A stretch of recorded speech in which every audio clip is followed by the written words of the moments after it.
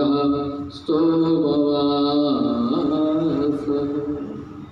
आत्मे इता निशीदते। समन्तात शून्य से शिखर तक, यहाँ से वहां तक, यानी कहीं से भी खाली न रह जाए, पूर्ण रूप से पूर्ण समर्पण की भावना के साथ हम उसकी शरणागति हो जाए, प्रभु के सानिध्य में हम चले जाए, हम उसके समीप में उपासना करने के लिए उपस्थित हो जाए।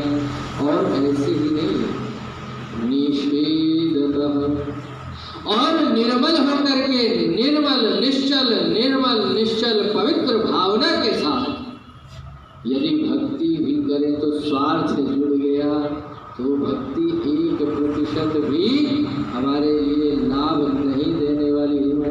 बोलिए वेद माता की। वेद माता संकेत कर रही है कि आप निश्चल, निर्मल और निर्मोही, निस्वार्थी बनकर के शरण में चले जाइए। किसके?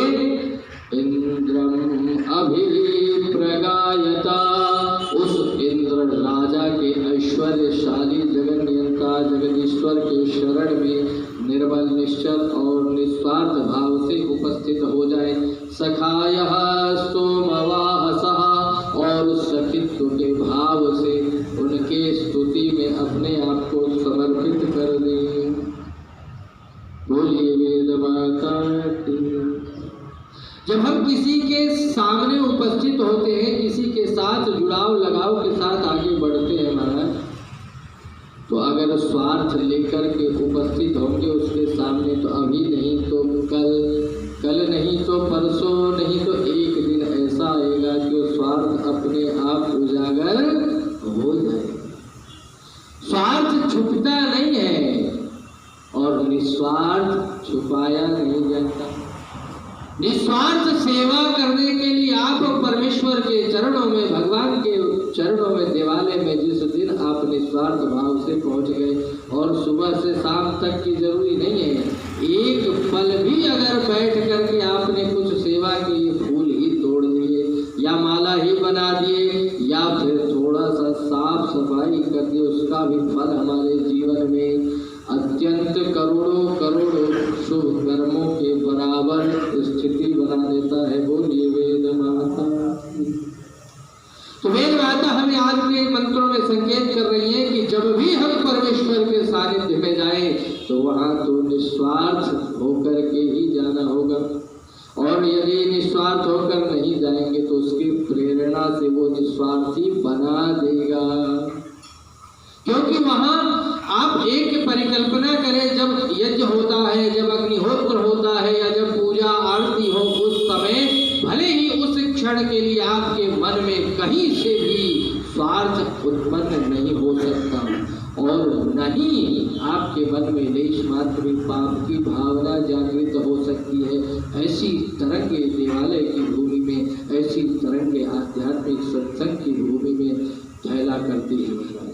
इसका प्रभाव अत्यंत लाभकारी होता है। तो हमें सत्संग के नगरी में तो नित्य प्रतिदिन जाते रहना चाहिए।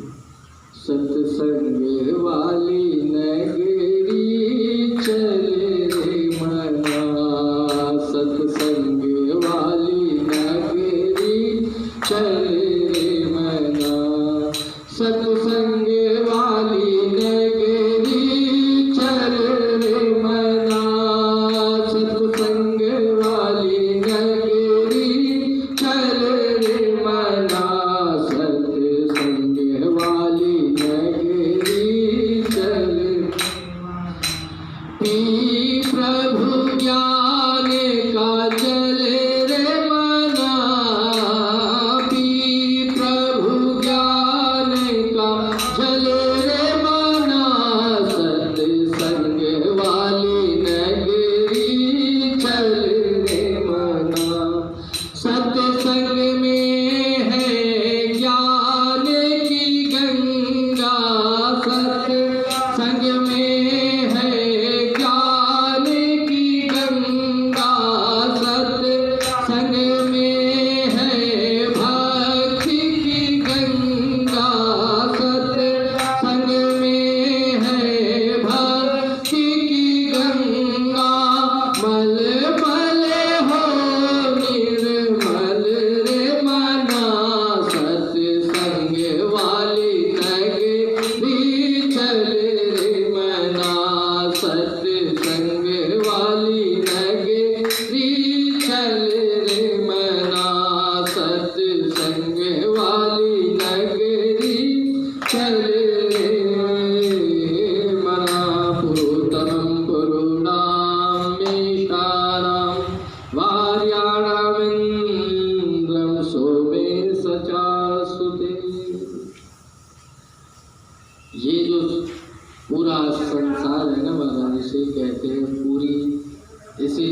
है अयोध्यापुरी, और दिल्ली में तो बहुत सारी पुरियाँ हैं, है ना, जहांगीरपुरी है, सुल्तानपुरी और त्रिलोकपुरी, जनकपुरी। तो पुरी का मतलब होता है जहाँ पर हम निवास करते हैं, वो स्थान, वो नगर, वो हमारा व्यापार का केंद्र, बाजार। और ये शरीर जो है ना हमारा महाराज, ये भी एक पुरी है, और इस पुरी में निवास करने वाला पुरुष है। इस पूरे संसार में कण कण में निवास करने वाला वह परम पिता परमात्मा पुरुष है। इसीलिए ऋग्वेद में आगे आएगा पुरुष सुक्त भी होता है कि पूरा का पूरा सुक्त ही समर्पित है उस परम पुरुष के लिए। इसीलिए मर्यादा पुरुषोत्तम है हमारे राम। प्रभु ने सुदामापुरी भी सुरक्षित है। बिल्कुल, तो हम सभी इस पुरी में निवास कर रहे हैं। और मैंने उदाहरण दिया था कि इस पुरी के, इस नगर के मालिक कौन? हम आत्मा रूप में है मालिक, और आत्मा रूप में राजा है। तो हमारी इंद्रियां जो है वो सेना है, पदाति, रथ, घोड़े वाले, और मन क्या है हमारा? सेनापति है, और बुद्धि मंत्री है। ये आप एक सूत्र ध्यान रखिएगा, जब भी आप सत्संग में जाए या जब भी कोई कार्य करें तो ये नियम थोड़ा सा ध्यान रखें। इस शरीर के अंदर, इस नगर के अंदर राजा कौन? हम खुद आत्मा रूप में, है ना, और आत्मा को विचार देने वाला मंत्री कौन? हमारी बुद्धि। और हमारे इस नगर के चारों तरफ सुरक्षा करने वाले, हमें सुरक्षा प्रदान करने वाला सेनापति कौन? हमारा मन। मन क्या है? सेनापति। और रथ घोड़े वाले जो सैनिक है वो ज्ञान इंद्रियां हैं, और पैदल चलने वाली पदाति, तलवार भाले वाले सैनिक कर्म इंद्रियां हैं। तो ये हमने अलग अलग एक प्रतिबिंब, हमने उपनिषदों के आधार पर हमने यह उदाहरण आपके सामने रखा। लेकिन ध्यान रखिएगा, वहीं आगे कहते हैं कि यदि आत्मा सचेत न रहे, सावधान न रहे, जागृत न रहे, तो बुद्धि भी अपना काम करना बंद कर देती है। मन अपने सैनिकों के माध्यम से, सेनापति सैनिकों के माध्यम से राज्य पर चढ़ाई कर देता है, और आत्मा रूपी राजा को कैद में डाल देता है। और आज कल हम सभी अपने स्वरूप में नहीं है महाराज, हम स्वतंत्र नहीं है। मन ने हमारे ऊपर आक्रमण करके शरीर के ऊपर हमें कैद में डाल रखा है। जब जब सत्संग का समय आता है तब तब ये कहता है कि तुम्हें जाना नहीं है, तुम्हारे घर मेहमान आए हैं, तुम्हारे घर अभी बच्चे तैयार होने स्कूल जाने हैं, तुम्हारे लिए खाना बनाना है, तुम्हारे लिए अभी सब सो के जगह से बिस्तर सही करो, साफ सफाई सही करो, सत्संग में मत जाओ।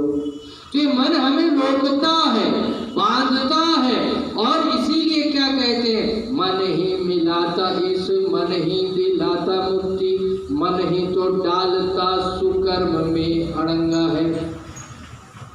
मन ही मिलाता ईश, मन ही दिलाता मुक्ति, मन ही तो डालता सुकर्म में अड़ंगा है।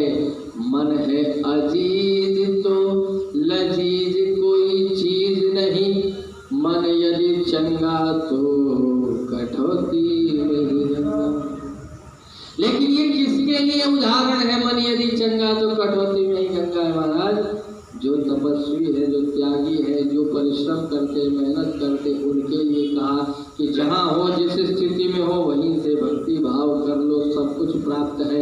लेकिन जो पड़े हुए आलस्य में, जो पड़े हुए हैं अभी बिस्तर में, जो पड़े हुए हैं स्वार्थ के जंजाल में, वो कहें कि मन यदि चंगा तो कटौती में ही गंगा है, और इस कहावत के सहारे घर से निकलना ही नहीं चाहते, इस कहावत के सहारे सत्संग में जाना ही नहीं चाहते, तो दूसरे पहलू पर न जाएं।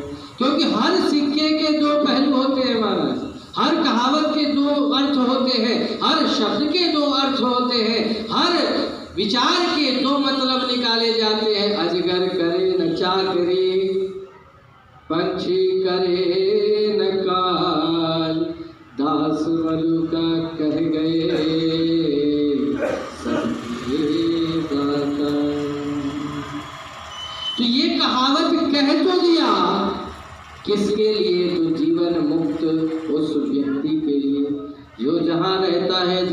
अवस्था में रहता है वहीं से भजन करता रहता है, उसका जीवन ही भक्तिमय हो गया है, उसके लिए है। लेकिन जो आलसी बन जाए, कह दे हम काम करना छोड़ दे, भगवान तो अजगर को, पक्षी को, सबको देता है तो मुझे भी दे देगा, पड़े रहो। तो लेकिन मंत्र क्या कहता है? पुरुतमं पुरुणाम। ध्यान रखिए, इस पुरी में, इस नगरी में असंख्य जीव है और सभी जीवों में ईशानम, सभी जीव उस लक्ष्य की और उस ईश्वर की ओर जाने के लिए ही आए हैं। हमारा उद्देश्य रोटी कपड़ा मकान नहीं है महाराज, हमारा उद्देश्य इस शरीर को सजाना नहीं है महाराज, हमारा उद्देश्य अपने बाल बच्चे, अपने महत्वाकांक्षाओं को पूरा करना नहीं है।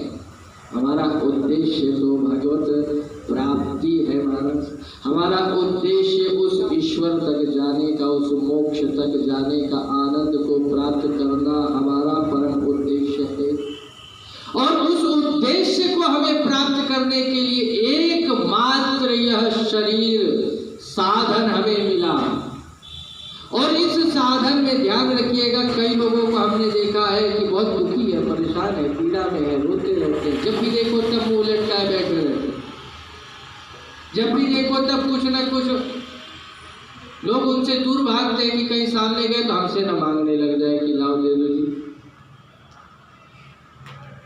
तो ऐसे लोग जो है संसार में है, उन सभी लोगों के लिए वेद माता आदेश कर रही है, समझा रही है कि देखो ये जो शरीर मिला है ना, ये साधन 84 लाख योनियों में सर्वश्रेष्ठ है, यानी सबसे श्रेष्ठ साधन यही है। और इसी साधन के माध्यम से हम उस लक्ष्य तक पहुंच सकते हैं। यदि इस शरीर में आकर के, जहां पर सबके राजा हो, जल वायु अग्नि आकाश पृथ्वी सब कुछ हमारे लिए परमात्मा ने बनाया, 2 शब्द आप लेकर के जाए इस सत्संग से, एक महाराज लिए और एक भी। यदि हमने कहा हमारे लिए और कहा हमारा ही, यानी मेरा, मेरे लिए और मेरा 2 शब्द है। यदि आपने कहा मेरे लिए, तो आप ध्यान रखिएगा वहाँ निस्वार्थ भाव अपने आप जुड़ जाता है और उसका सही रास्ता आपको मिल जाता है। जैसे आप कहीं ट्रेन में यात्रा कर रहे हैं और जो बर्थ आपके लिए, सीट जो है आपने बुक कराई, वो आपका तो नहीं है, वो क्या है? आपके लिए है, मेरा तो नहीं है, मेरे लिए है। और जब यात्रा प्रारंभ होती है, उतर के जाते हैं तो क्या दुख होता है, पीड़ा होता है, दर्द होता है कभी?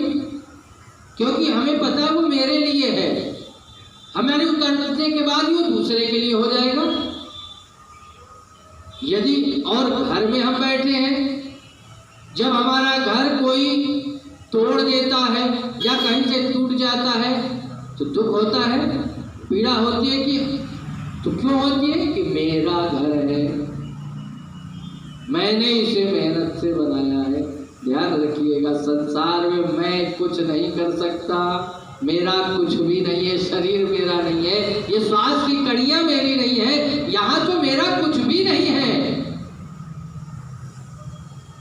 तेरा तुझको सौंपते क्या लागे है मोह।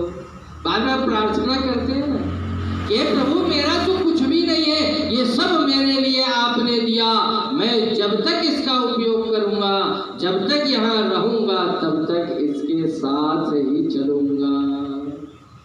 वेद माता हमें संकेत कर रही है कि ईशानम, उस ईश्वर तक जाने के लिए सभी जीव इस संसार में आए हैं, इस नगरी में आए हैं।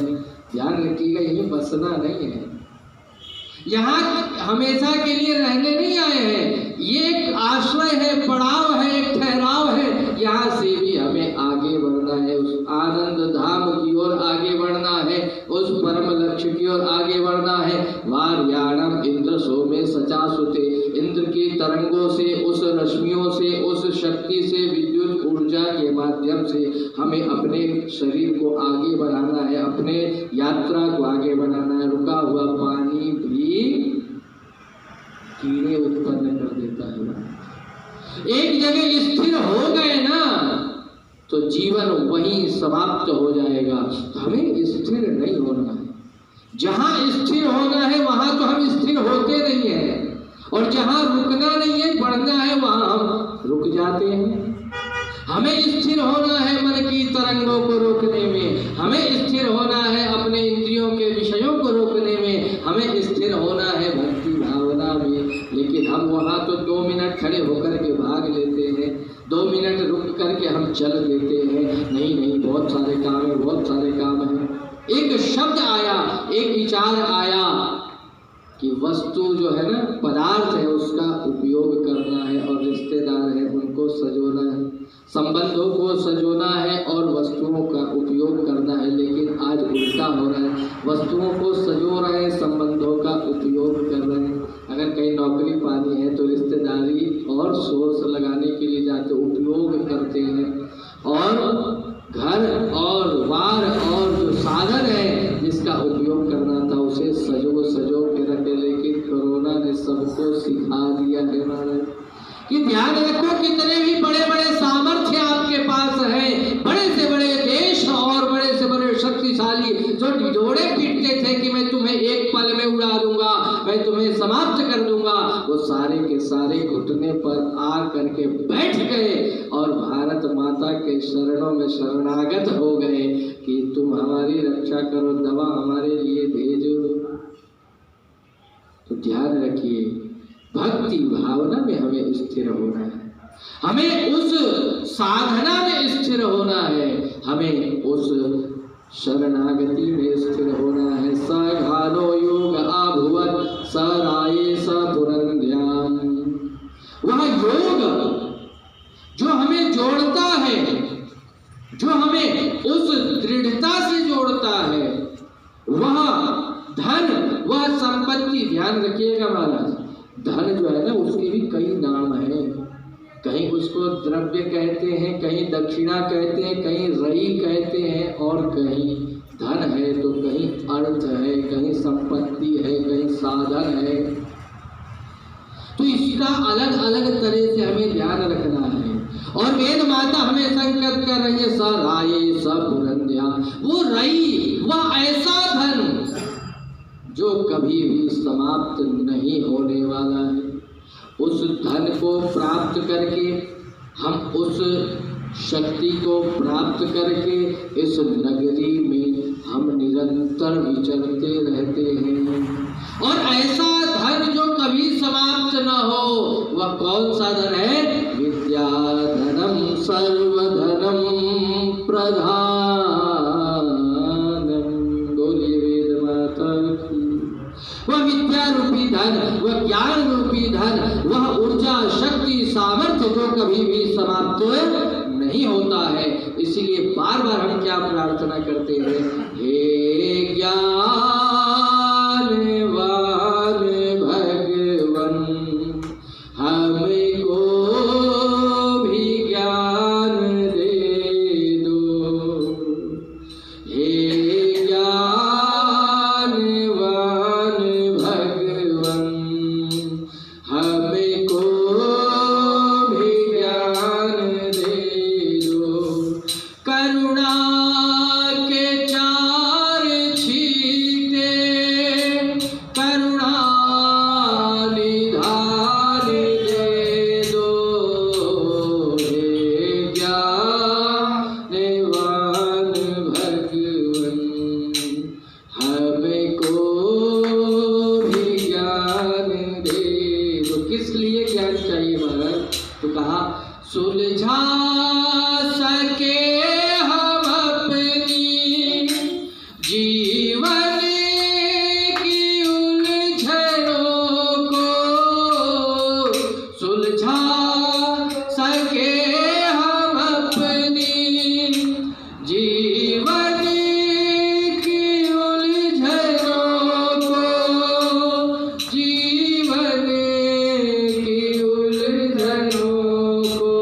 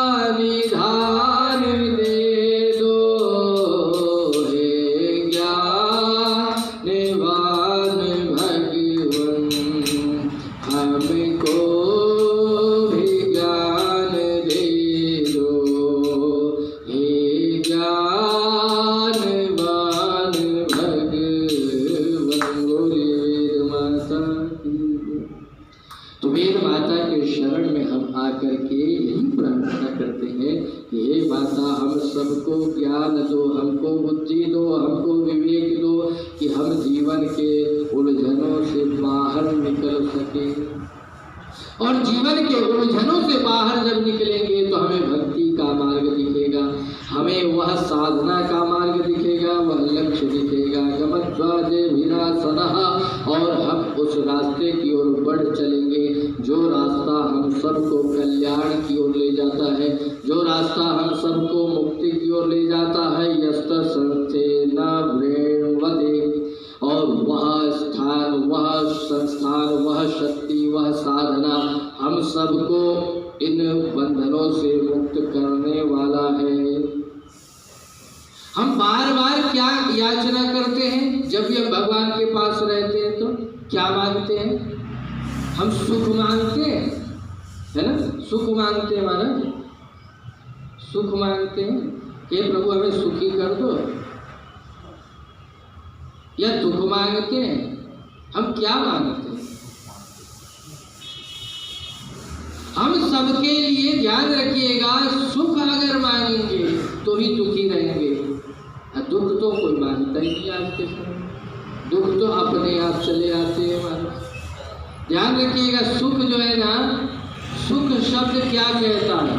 क्योंकि व्याकरण जो है ना, भाषा का व्याकरण वो कहता है कि तुम्हें कहीं नहीं जाना है, जो शब्द है ना उसी के शरण में आओ, वही अपना अर्थ बताएगा और वही तुम्हें दिखाएगा कि रास्ता क्या है। हम सुख की याचना करते हैं, सुख क्या कहता है? सु का मतलब होता है अच्छा और खा मतलब होता है इंद्रिय। जो इंद्रियों को अच्छा लगे वही सुख है हमारा, जो इंद्रियों को बुरा लगे, पीड़ा दे, वही दुख है। आत्मा का तो इसमें कोई रोल है ही नहीं। तो आत्मा के लिए सुख नहीं है, आत्मा के लिए दुख भी नहीं है। सुख और दुख शरीर को मिलता है, इंद्रियों को मिलता है। तो कहा कि हमें सुखी नहीं होना है, हमें दुखी भी नहीं होना है, हमें प्रसन्न रहकर के उस आनंद के लिए प्रयास करना है। आनंद धाम, सुख धाम नहीं कहा है, आनंद धाम। उस आनंद धाम को जाने के लिए, उस मुक्ति के स्थान को जाने के लिए हमने, हमारा लक्ष्य, आत्मा का लक्ष्य है कि उस आनंद को प्राप्त करें। तो हमें यह ध्यान रखना है कि ये शरीर मेरा नहीं है, ये मेरे लिए है। ये इंद्रियां मेरी नहीं है, ये मेरे लिए है। तो इंद्रियों के माध्यम से, शरीर के माध्यम से, इन लोगों के माध्यम से हम सहारा लेते हुए, आगे भक्ति का मार्ग पकड़ते हुए, वेद माता के सानिध्य में होते हुए हम उस परम लक्ष्य तक पहुँचे। बोलिए वेद माता की। और वह परम लक्ष्य क्या है? हरि संवत्सु शत्रुवः, उस जो सबके दुखों को हरण कर लेता है, इसलिए वो हरि है। जहाँ कहीं भी शत्रु भाव नहीं रहते, वो अजात शत्रु है, वो सब पर विजय प्राप्त कर लेता है। तो उस हरि के शरणागत में हमें जाना है, उस परम लक्ष्य तक जाना है। सो तस्मात् इंद्राय गायत, इसीलिए हम सबको उसकी भक्ति भावना को गाते रहना है, निरंतर उसकी प्रशंसा करते रहनी है, उसके स्तुति में सूत्र पात्रे सुता में, और एक सुयोग्य पात्र बनकर के हमें आगे बढ़ना है। हमें पात्रता प्राप्त करनी है। धागा बांधते हैं ना हाथ में, और क्या बोलते हैं? व्रतिरदीक्षामाप्नोति, कि आप व्रती बन रहे हैं, आप संकल्प ले रहे हैं। और संकल्प लेने का पहला उद्देश्य होता है दीक्षा की प्राप्ति। आप दीक्षित हो जाते हैं, और दीक्षित नाम के आगे लगा लेने से दीक्षित नहीं हो जाते। दया दीदी दीक्षित कोई हो जाए तो दीक्षित नहीं हो गया। दीक्षांत समारोह होता है ना, पढ़ने के बाद अंत में निकलते हैं दीक्षांत समारोह, और दीक्षित किया जाता है, और वो पात्रता हमारे अंदर आती है। और वो पात्रता, कुशलता हमारे कर्म से आती है, व्रत धारण करने से, संकल्प से आती है। तो हम पात्र बने, हम उसके पात्र बने, उस भक्ति के पात्र बने कि वो भक्ति हम सबको प्राप्त हो सके। उस साधन को संभालने वाले हम बने कि हम संभाल सके। तब सुता इमे शुचयो यान्ति वीतये, और पात्रता शुचिता से आती है, पवित्रता से पात्रता की प्राप्ति होती है। यदि पवित्रता नहीं है तो पात्रता का नाम भूल जाइए। वही सुयोग्य व्यक्ति है जो पवित्र विचारधारा से जुड़ा हुआ है, वही पात्र है, वही सुपात्र है जो पवित्र है। मन से, वाणी से और कर्म से हमें पवित्र होना पड़ेगा। और जब हम पवित्र हो जाते हैं तो हम सुपात्र बन जाते हैं। सोमासो दध्या शिरः, और उस सोम को, उस रसधारा को प्राप्त करके आगे बढ़ते हैं। और त्वं सुतस्य पीतये सद्यो वृद्धो अजायथाः, मंत्र में आगे कहा कि हे संसार के सभी जीव, आप उस परम लक्ष्य को प्राप्त करो, और प्राप्त करके सद्यः वृद्धो अजायत, तुरंत इसी समय, इसी क्षण, इसी पल उस रास्ते पर बढ़ चलो। किस रास्ते पर? जिस रास्ते पर पूर्वज हमारे गए हैं, जो हमारे बड़े, हमारे मार्गदर्शक जिस रास्ते पर चले हैं, उस रास्ते पर बढ़ चलो। और वहाँ क्या होता है? वहाँ समझाया जाता है कि देखो जो पूर्वज गए हैं ना, बड़े बार बार कहते हैं, आपने सुना होगा सबने, कि तुम हमारे अच्छाई को देखो, बुराई को मत देखो, तुम हमारे अच्छे आदतों को अपनाओ और आगे बढ़ो। ओ बसर कर नजर देख ले झांक कर, अपना जीवन ना तुझसे सवारा गया। ओ बसर कर नजर देख ले झांक कर, अपना जीवन ना तुझसे सवारा गया। हाथ में अपने ले करके तीरों कमान, छुप छुप के लगाए पशु पक्षियों पे निशान। ये भी संतान आखिर किसी की यहाँ, ऐसा तुझसे न अब तक विचारा गया।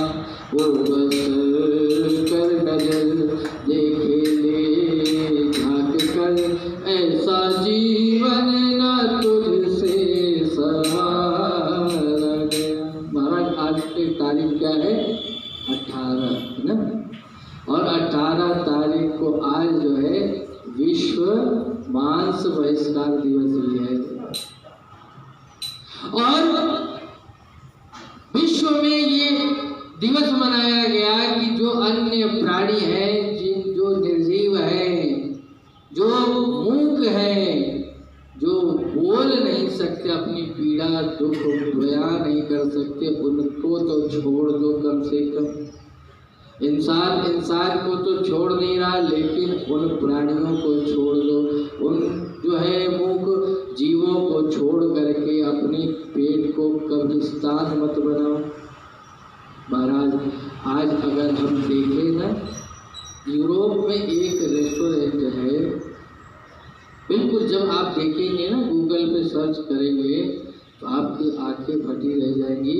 वो ऐसा रेस्टोरेंट है। वैसे दधीची देहदान एक संस्था है, देह का दान, अंगदान करते हैं जिससे कि दूसरों का उपकार हो सके। कोई नेत्र का दान देता है, कोई अपने किडनी, हार्ट, इन सब का दान देता है कि दूसरे तक उपयोग हो सके। लेकिन वहाँ पर उस रेस्टोरेंट में अंगदान होता है, शरीर का दान होता है। मरने के बाद शरीर ले जाना, 30,000 यूरो दे देना, 30,000 यूरो दे देना मेरे परिवार को। वो अभी ही खरीद पैसे ले लेते हैं, और मरने के बाद वो शरीर उनका ले लिया जाता है। किस लिए? किसी के उपयोग के लिए, लेकिन उसको काट काट करके परोसने के लिए, भोजन में देने के लिए। तो इंसानों का मांस वहाँ परोसा जा रहा है। एक शब्द सुना, बेबी शुभ, यानी जो भ्रूण है ना, जो छोटे छोटे नवजात, जो पेट में अभी गर्भ में जन्म भी नहीं हुआ, वो अगर किसी कारण से वो समाप्त हो गए तो उनका सूप बना करके पिलाने के लिए दिया। कितनी दयनीय स्थिति है इस संसार के अंदर, इस कि यहाँ तक कि, और अब तो आयुर्वेदिक अंडा आ गया है महाराज, आयुर्वेदिक अंडा। उस मुर्गी को खिलाया जा रहा है काजू किशमिश औषधि, और जो अंडा आ रहा है उसे बोला जा रहा है आयुर्वेदिक अंडा। और अंडे को तो शाकाहार में रख दिया गया। जो बड़ा हो जाए उस मुर्गे को मार के खा जाते हैं, चलो वो बड़ा था, लेकिन उसी का तो अंश उस अंडे में, वो भ्रूण है, वो जीव है, वहीं से तो बनता है, वो शाकाहार कैसे हो गया। तो ध्यान रखिएगा, मैं एक जहाँ भी रहता हूँ, जिस भी विचार से मैं जोड़ने का प्रयास करता हूँ, दुनिया से मांसाहार आज कहें कि हटा दे, बंद कर दे, तो बंद नहीं कर सकते, हटाया नहीं जा सकता, क्योंकि जिस क्षण हमने विरोध किया उसी क्षण वो सारे खड़े हो जाएंगे, कहेंगे आर्थिक व्यवस्था पे संकट आ जाएगी, देश कर्ज में डूब जाएगा। आज कौन सा आबाद है? तो सारी चीजें हैं महाराज। तो हमें ये ध्यान रखना, मैं एक ही बात कहता हूँ, एक ही सूत्र देते हुए आगे बढ़ता हूँ, क्योंकि आगे की चर्चा करनी है। कि जब शुरू में गुरुजी मार साहब कहते थे, एक लाइन खींच दिया बोर्ड पे, है ना राजकुमार जी, एक लाइन खींच दिया और कहा कि ये लाइन खींच दी गई है, और ये लाइन खींच दी गई है, और इस लाइन को आपको करना क्या है ना महाराज जी। लाइन खींच दी और क्या कहा मार साहब ने, इस लाइन को छोटी करो बिना मिटाए। तो क्या सिद्धांत कहता है, क्या कहता है कि उसके सामने बड़ी लाइन हमें खींच देनी है, वो छोटी हो जाएगी। यदि अगर अभी हमें संसार में ये करना है कि मांसाहार से हमें बचाना है, लोगों को सबको बंद करना है, तो शाकाहारियों को सामने आना पड़ेगा। जितने शाकाहारी लोग हैं ना, उनको इकट्ठा होना पड़ेगा, उनको दिखाना पड़ेगा। और अगर अपने आसपास मोहल्ले में सारे शाकाहारी खड़े हो जाएं, तो मजाल जो उस एरिया में कोई मांस विक्रेता अपना दुकान लगा ले, उसे हटाना ही पड़ेगा। लेकिन सभ्य लोग तो कहते हो ज़्यादा ही सभ्य बन गए आजकल, हमें क्या करना, आँख बंद करके बैठे हुए, जो हो रहा है होने दो महाराज। लेकिन नहीं, हमें सावधान रहना है, जागृत होना है, सचेत होना है, नहीं तो भविष्य हमारा हमारे मुट्ठी से जा रहा है। हम तो आज चले गए, सुरक्षित है सारी चीज़ें, लेकिन आने वाली पीढ़ी 10 साल 15 साल 20 साल के बाद वो बचने वाली नहीं है। उनके साथ कोई थूक मिला करके रोटी गिरा रहा है, तो कोई थूक मिला करके सब्जी, अब कोई यूरिन मिला करके पानी पिला रहा है, सारी चीज़ें हैं महाराज। तो बहुत गंद मची हुई है पूरे संसार के अंदर। लेकिन हमारा सौभाग्य है कि हम वेद माता के शरण में उपस्थित हैं। हम कुछ अपने जीवन को के समय में से कुछ समय निकाल रहे हैं स्वाध्याय के लिए, कुछ चिंतन के लिए, कुछ समझने के लिए। ये सोच करके समझ करके केवल अपने तक न रखें, इसको और पहुँचाएं। और कल इन्होंने एक संकेत किया कि आज अगर आप आ रहे हैं तो कल अपने साथ दूसरे को भी लाने का प्रयास करें। 1 से 11 बने, 1 से 0 की ओर यात्रा ना हो हमारी कि आज आए कल हम भी ना आए। तो हम एक दूसरे को जोड़ते हुए आगे बढ़े। तो वेद माता ने हमें कहा कि सत्य अभी इसी क्षण हमें लक्ष्य की ओर बढ़ चलना है, अपने कार्यों की ओर बढ़ चलना है, अपने इन इंद्र ज्येष्ठाय सुक्रतो उस ज्येष्ठ लक्ष्य की ओर बढ़ चलना है। आत्मा विशंत्वा वशः सोमा स इंद्रगीर्णवः समते संतु प्रचेतसे। जो समकार्य है, जो कल्याणकारी है, जो रास्ता सबके कल्याण के लिए है, उस रास्ते की ओर हमें बढ़ना है। त्वां स्तोमा अभिवृद्धन् त्वां मुक्त्या शतक्रतो त्वां वर्धन्तु नो गिरः।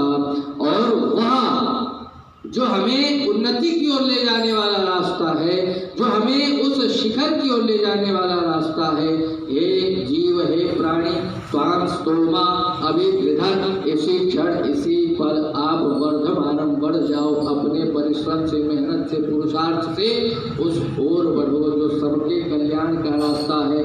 अक्षितोति सने दिनम वादमिन्द्र सहस्रिणम, जिस ओर हजारों लाखों सन्यासी